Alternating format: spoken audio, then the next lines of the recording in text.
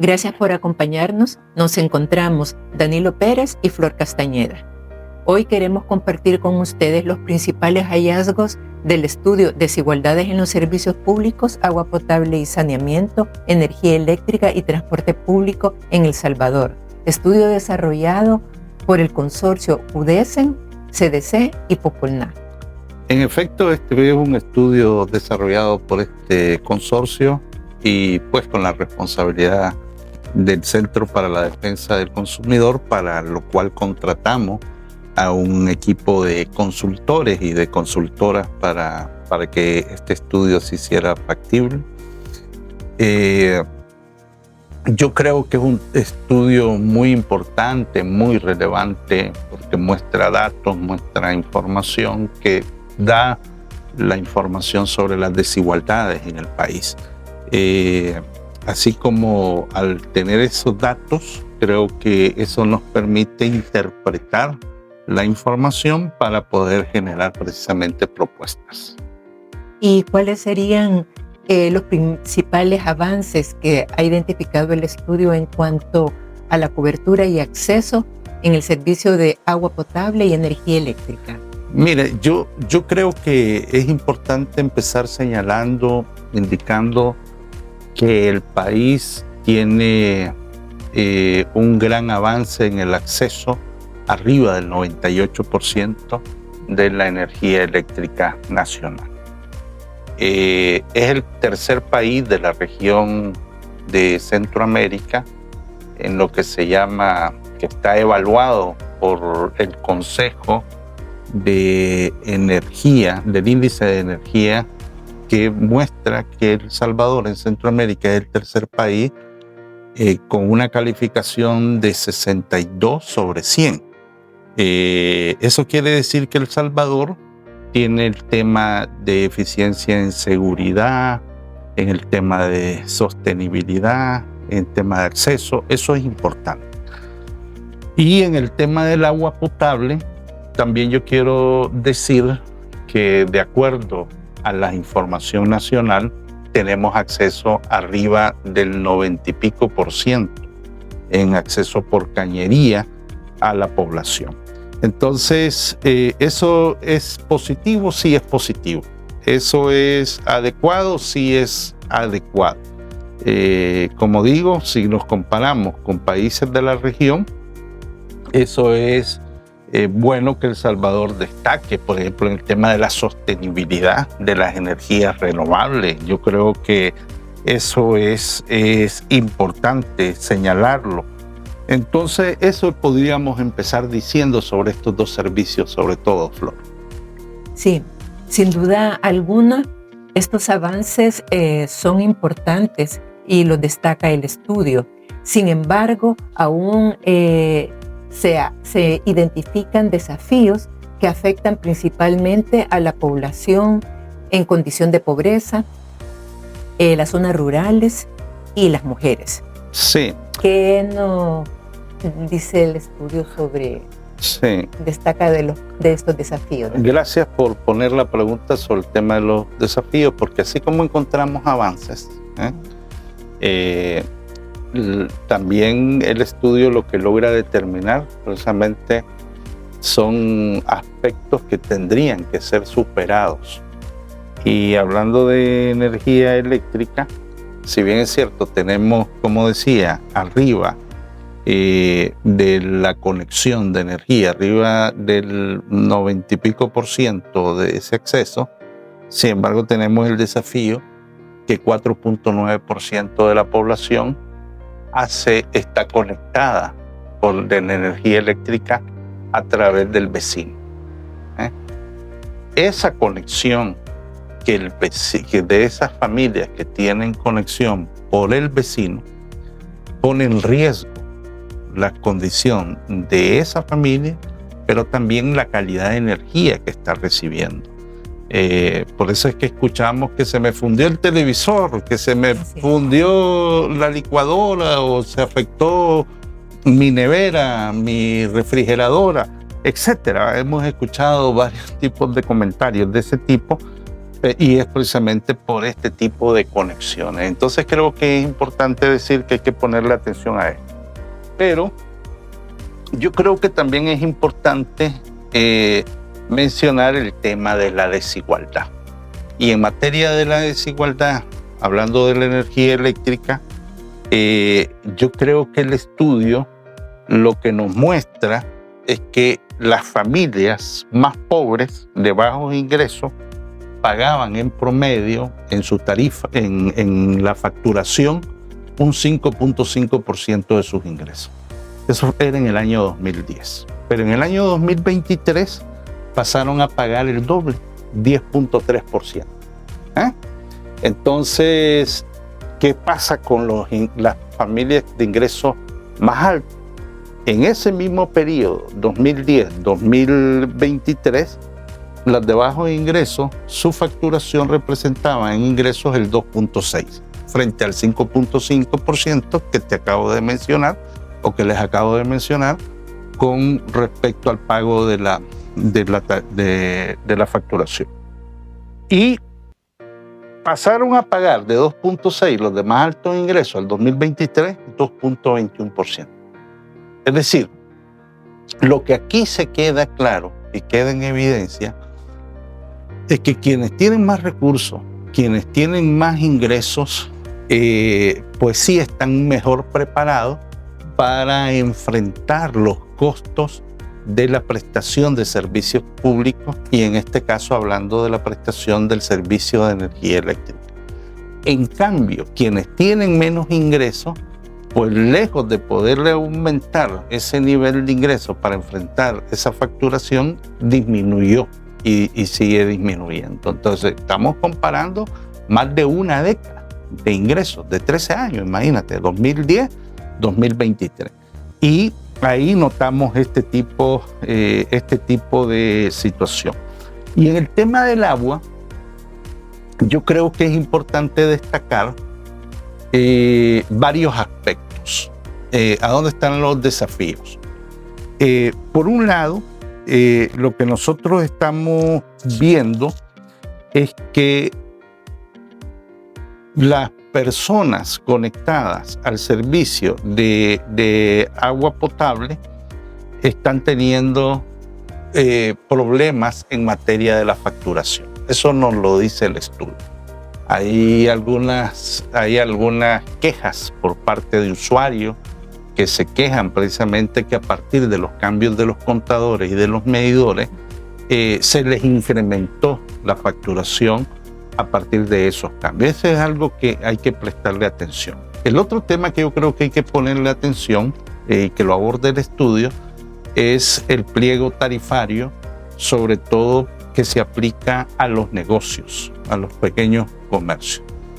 En el pliego tarifario del año 2015, que había un pliego tarifario en ese año, se hizo una modificación en el año 2019 y a los negocios de subsistencia, los que consumían entre 0 a 6 metros cúbicos de agua, se les incrementó del año 2015 al 2019 la facturación por ese consumo de agua en metros cúbicos arriba del 300%, del año 2015 al año 2019.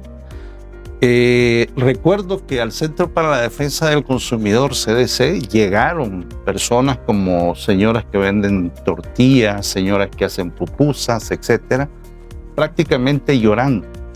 Eso fue en el pasado, pero no se ha modificado en el presente, y ese es un desafío que a mí me parece que es importante que se tenga en cuenta la modificación, porque eso lo que hace es agrandar la desigualdad. Ese es para mí el problema. ¿Y por qué hablo de que se agranda la desigualdad? Si hay en un pliego tarifario de 0 a 6 metros cúbicos un incremento del 300%, pero aquellos consumidores de 500 metros cúbicos de agua en adelante, el incremento que se hizo fue de apenas el 100 y pico por ciento. O sea, que el que consume más paga menos. El que consume más paga menos y el que consume menos paga más. Entonces ahí hay una desigualdad que a mí me parece que es importante prestarle toditita la atención. El otro tema que a mí me parece importante es que en el balance que uno hace con respecto al tema del acceso al agua por cañería, que hablé arriba del 90 y pico %, ¿qué es lo que sucede? Que el 79.59% tiene acceso en áreas urbanas. En áreas urbanas, perdón, es el 95.46%, pero en el área rural es del 79.59%. ¿A quiénes afecta más, sin duda alguna, esta brecha? A las mujeres, a los niños, a las niñas. Ya hay varios estudios, lo cita este estudio que fue elaborado por este grupo de consultores, y lo que cita es precisamente los impactos que tiene en la familia de acarrear el agua, la mala calidad de la vida de la población porque tiene que levantarse en la madrugada, acceder al agua. Entonces esas son las cosas que a mí me parece importante, relevante, que nos aporta precisamente el estudio. Por un lado, como mencionaba, tenemos datos fuertes, importantes en materia de acceso, pero también tenemos esos desafíos como lo que te estoy mencionando. Y el último dato que a mí me parece importante es lo que tiene que ver con los sistemas comunitarios de agua o las juntas de agua. Fíjate que en el país, el estudio lo que nos dice que hay 2.325 sistemas comunitarios de agua. De esos 2.325 sistemas comunitarios de agua, 563 juntas de agua recibieron subsidio del agua. Es decir, si tú restas las 2.325 menos los 563, hay un buen grupo de juntas de agua que no están recibiendo subsidio. ¿Para qué utilizan el subsidio las juntas comunitarias? Lo utilizan para el tema de bombeo o de rebombeo, para el tema de la energía eléctrica. ¿Y a cuántos beneficia las juntas de agua en el tema del impacto que tienen, donde no llega ANDA? Estamos hablando de arriba de 1 millón de personas. Y el agua es vida, ya lo sabemos, el agua es fundamental, es importante. De hecho, está reconocido el agua como un derecho humano al agua en la Ley de Recursos Hídricos. Entonces, es importante este tema. Creo que ahí hay un desafío importante. Varias de estas juntas de agua, 1.320 sistemas comunitarios, no cloran el agua. ¿Y por qué no la cloran? Bueno, porque no tienen los recursos. Pero entonces uno pudiera preguntarse, ¿y por qué no lo hace el Ministerio de Salud? Sí, lo tiene que hacer el Ministerio de Salud. Quizás se necesita una mejor coordinación. Hay varias cosas que yo creo que la asistencia técnica, varias cosas que yo creo que es importante, Flor, que de acuerdo a este estudio, como digo, nos muestra la información, y a partir de esa información es importante que algo se haga. Gracias, Danilo. ¿Qué nos dicen los desafíos en cuanto al transporte público? Mira, el tema del transporte público, igual hay una desigualdad importante. Creo que es importante decir que El Salvador ha avanzado y está avanzando en todo el tema de georreferenciación de las unidades. ¿Eso es importante? Sí, es importante. Porque a partir de la georreferenciación vamos a saber cómo se movilizan las unidades, va a salir muchísima información, y eso es un avance a nivel de la región centroamericana. ¿Cuáles serían los desafíos? Mira, yo creo que uno es la gran brecha que hay entre el acceso al transporte público del área urbana con respecto al área rural. De hecho, este estudio tuvo algunos grupos en las comunidades de discusión para que se informara, y ahí nos dimos cuenta que hay familias que salen a las 3 de la mañana para poder venir a San Salvador a trabajar.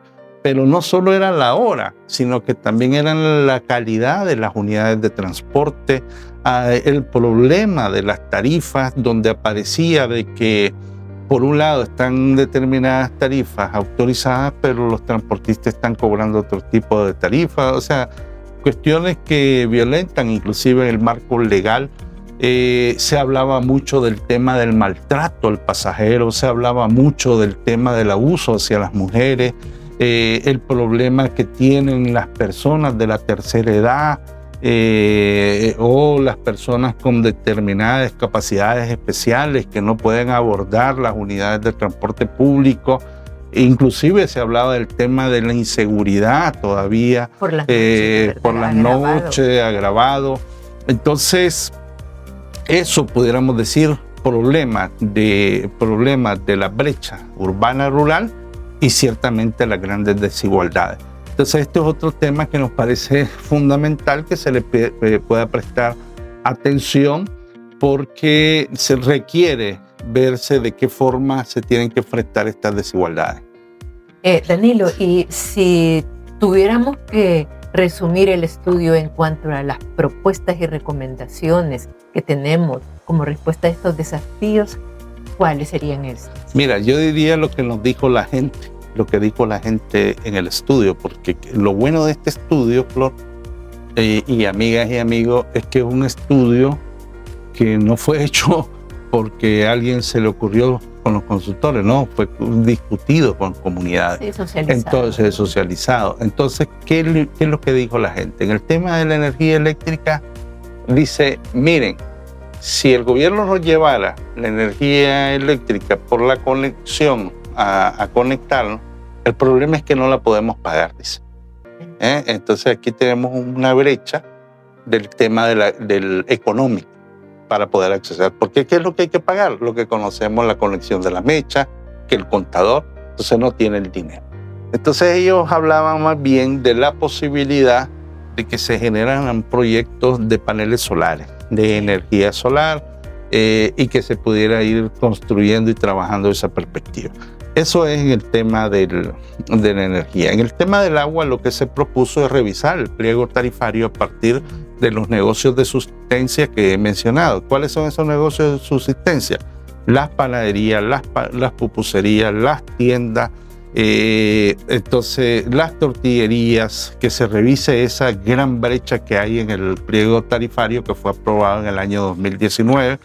En el tema de las juntas de los sistemas comunitarios, se habló mucho de lo que se requiere el subsidio. Estamos hablando de más de 2,000 y pico de juntas de agua y solo 500 y algo están recibiendo subsidio.